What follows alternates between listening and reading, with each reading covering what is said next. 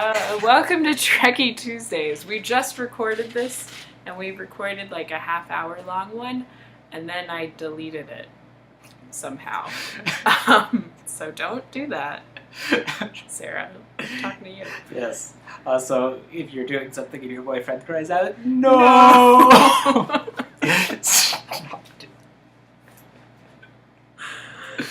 Okay, I'm going to talk really fast so that we can get everything in a shorter period of time. Okay, welcome to Trekkie Tuesdays. This episode was called Apple, and it was called Apple because it is about the Garden of Eden. And in this episode, the Enterprise discovers or visits a planet in which there are poison flowers. You may remember poison flowers from a previous episode in which Spock becomes a really cute hippie, but these flowers are different. They just kill you. And they go... and also, the flowers are never explained, but, you know, they're there. And they kill a red shirt, and Kirk kind of cares, but then he forgets about them later. They land on this planet, and they discover some natives that are wearing red skin and like weird white paint on their eyes, and it's offensive, but it's offending many groups. I can't decipher which group Star Trek has decided to offend today, but it feels pretty wrong. And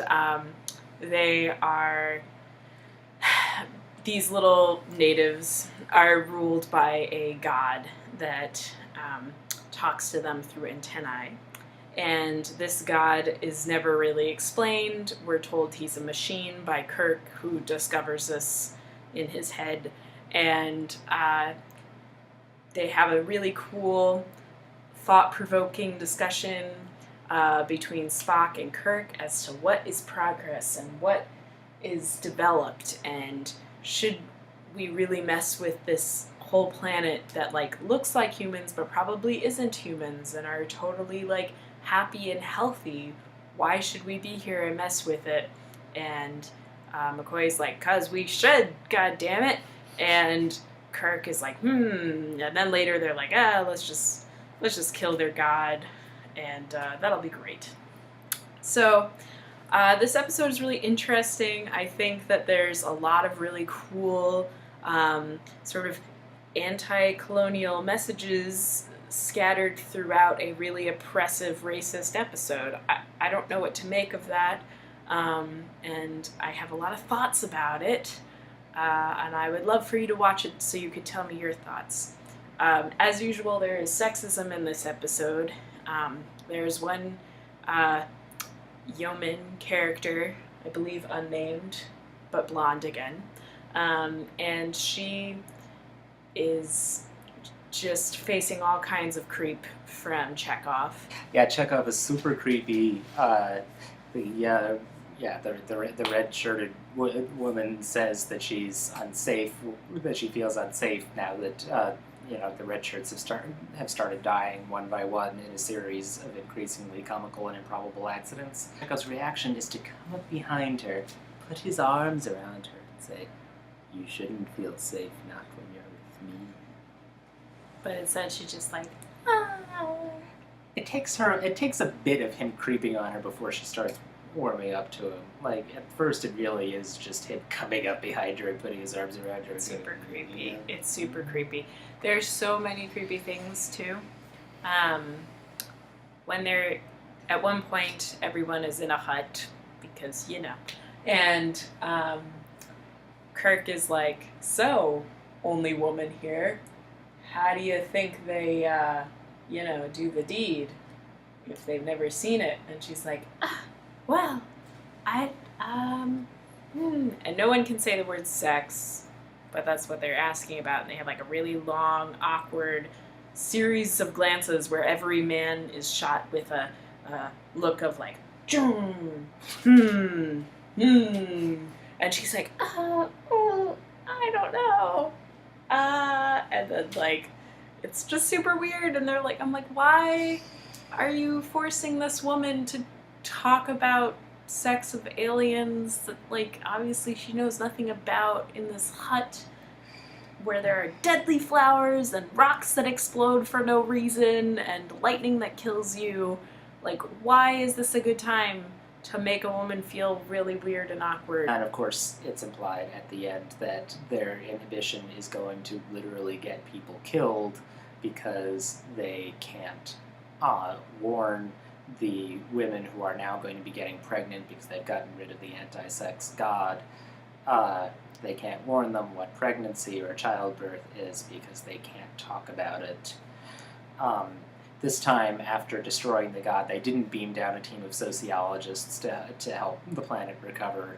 They just beamed down a team of engineers. I thought for a moment they were going to rebuild the computer to help them, but no. They're just analyzing the technology or something, and they're just like, they'll be fine.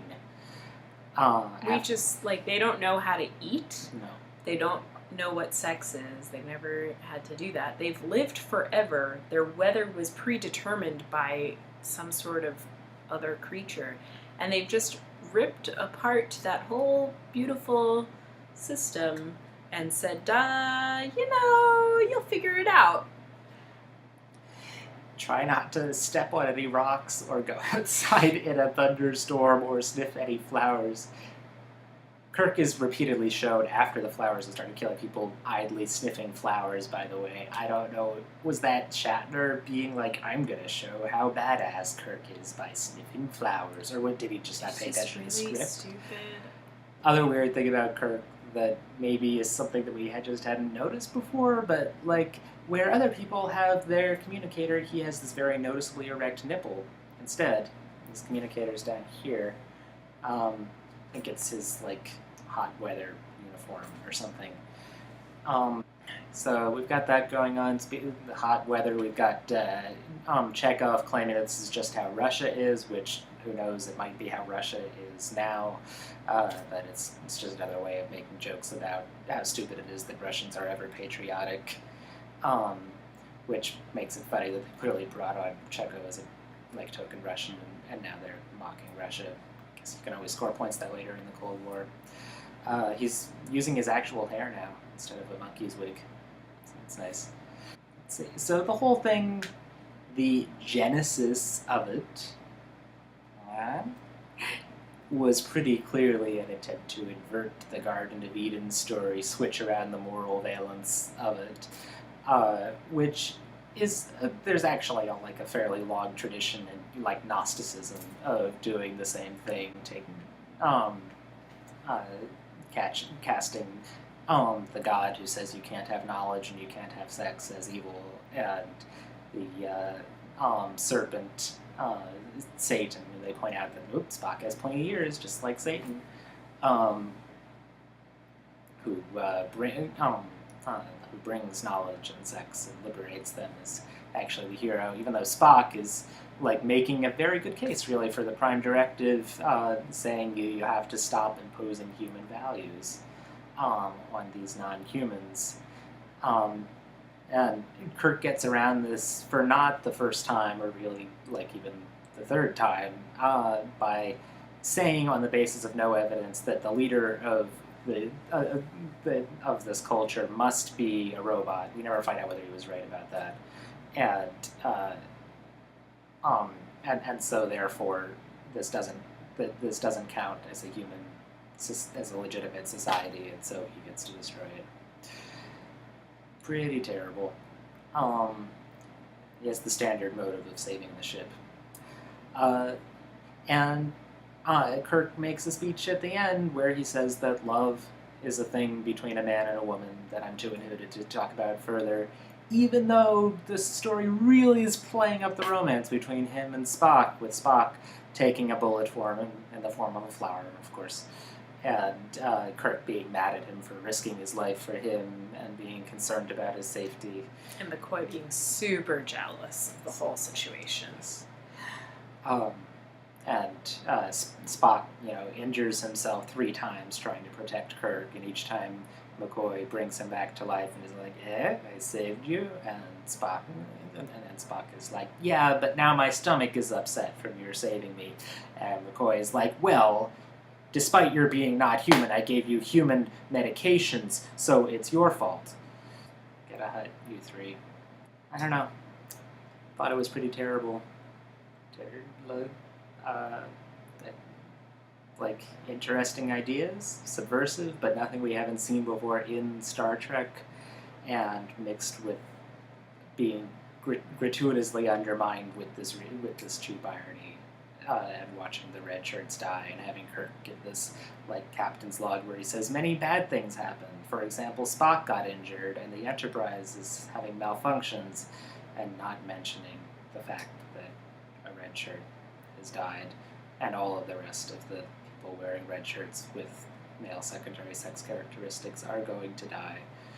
I don't know if this is the worst instance ever in Star Trek of that rule, but it certainly is the most blatant so far.